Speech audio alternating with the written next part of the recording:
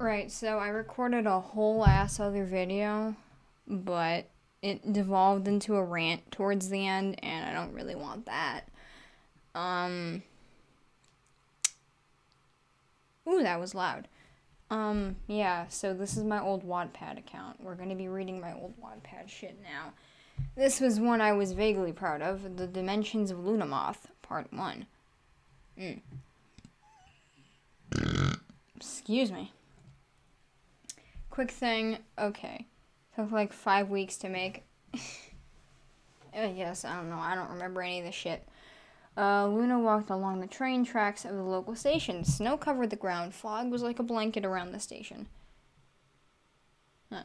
Okay, that was definitely... She shivered in the cold. It's cold. I hope this stupid train comes soon, Luna muttered, irritated from the wait time. She was going to New York to meet someone. Luna didn't know who, but she got an urgent letter. Glancing at the letter again, she confirmed. Okay, so 10 p.m. on Saturday at 14 Wall Street, near the Starbucks. Yeah, I remember I literally Googled if there was a Starbucks near Wall Street. Yeah, anyway. Yeah, I need to be there pretty soon. Come on, you stupid train. Get over here. I got to be somewhere right now. Just like magic, the train appeared on the platform. Getting her backpack on her other shoulder and boarding the train. Okay, then. When she sat down, Luna opened her backpack and started reading her book. An hour later, they arrived. She went out into New York City, boarded the subway, and went to 14 Wall Street. Okay, so I need to meet Mrs. Anonymous at the Starbucks, so I have to go there. There was a Starbucks within visual range, so Luna walked there. No one was under it. No one was under it as she expected. Luna entered the Starbucks. Immediately, a group of 3 people stood out. One was in black and brown clothing with dark brown hair. Another had her hair blonde. What? Pulled into I think it meant blonde hair pulled into a braid with a navy blue hair tie. Excuse me. She wore dark clothing, a black t-shirt and black pants, etc. And one more girl, she had the reddest hair Luna had ever seen, but she had clothing in all shades of blue. Luna walked over to them. So which one of you is Mrs. Anonymous? She asked, showing them the letter. They looked at each other, and then the girl with the dark clothing and dark brown hair. And then the girl, yeah. I'm Zara. I sent the letter. This may come as a surprise, but welcome to the squad. No questions asked. Now get yourself something. We are in Starbucks. The girl said. Luna opened her mouth to say something, but quickly closed it. Flair, the girl with red hair said, her tone indicating boredom. I'm Ivory, said the girl with the blonde hair. Our names are pretty self-explanatory. Flair can control all forms of fire, and I can control all forms of water. No, we are not related. I wish we were, but we aren't. I'm Luna Moth. Luna informed. Yeah, I'm aware that's an insect, but just all the other names I could call myself have already been taken. My original name is just Luna, so call me that. I'm not a superhero. Alright, Luna, there isn't much time to waste. We'll inform you when we get to Dimension 67, aka home base. Just get a scone or something. Everything's on me, Zara chimed in, handing Luna a credit card. Just don't run away with it, okay? We're all running from the same thing. That Institute would want to get a hold of all of us if they could get us to be gullible enough to be caught. Not likely. But if they got to Dimension 67, then we're all dead meat. Ooh, interesting. Taking that into consideration. Luna went to the counter to see what was for sale.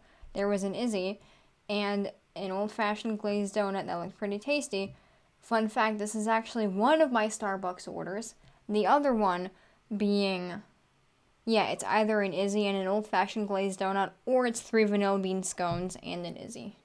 The Izzy, the type of drink. You'll probably know that, but I don't know, you might not. Yeah, and an old-fashioned glazed donut that looked tasty.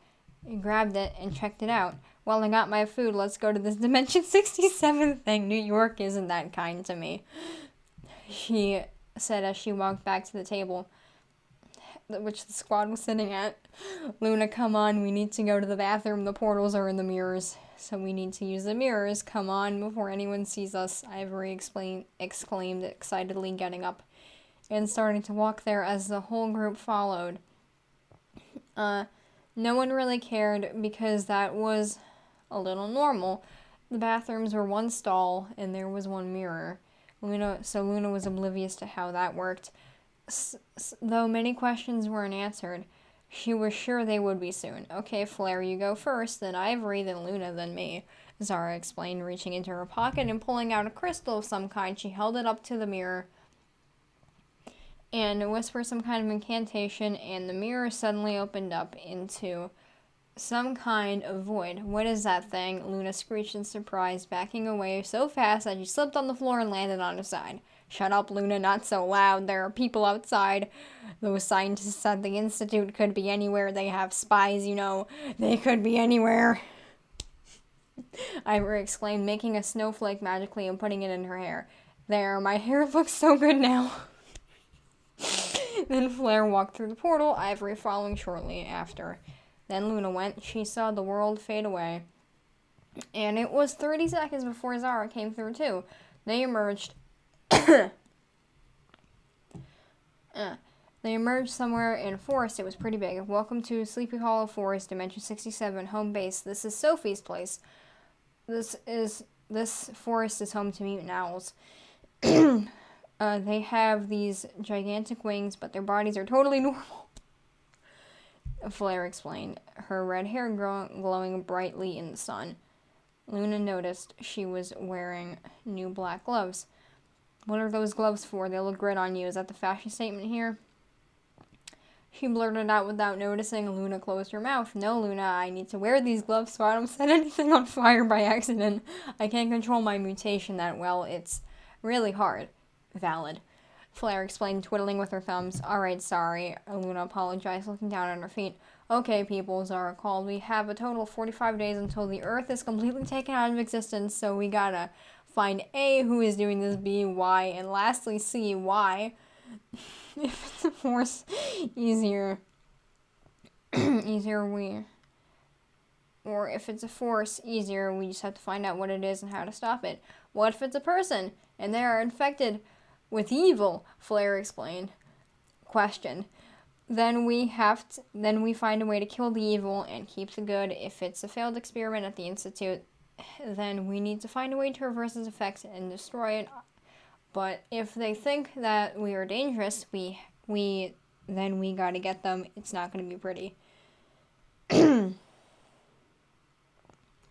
I have multiple criticisms for this. One, why did Luna not ask any questions? I'm pretty sure that she just kind of fucking went with it.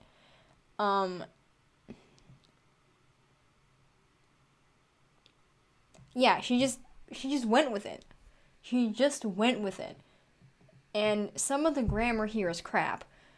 Along with that, they didn't care to explain what the Institute was.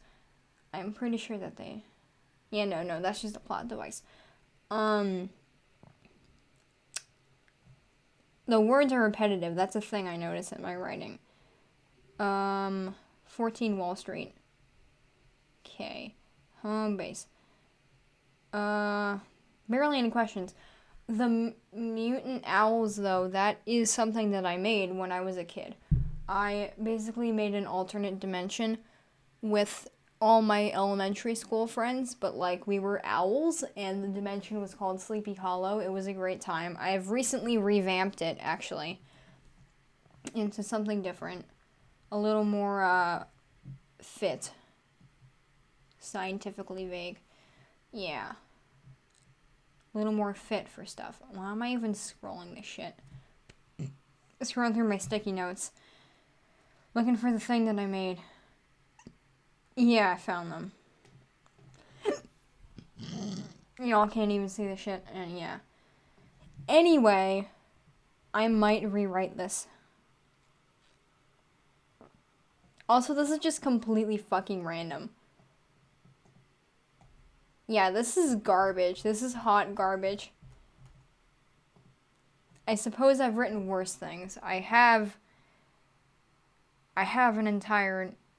multiple notebooks of fan fiction. Primarily 9 and Invader Zim fan fiction. So, I suppose it could be worse. I don't know where I was going with that. Anyway, thank you so much for listening. Yeah. Okay. Thank you for coming to my TED Talk. See you tomorrow.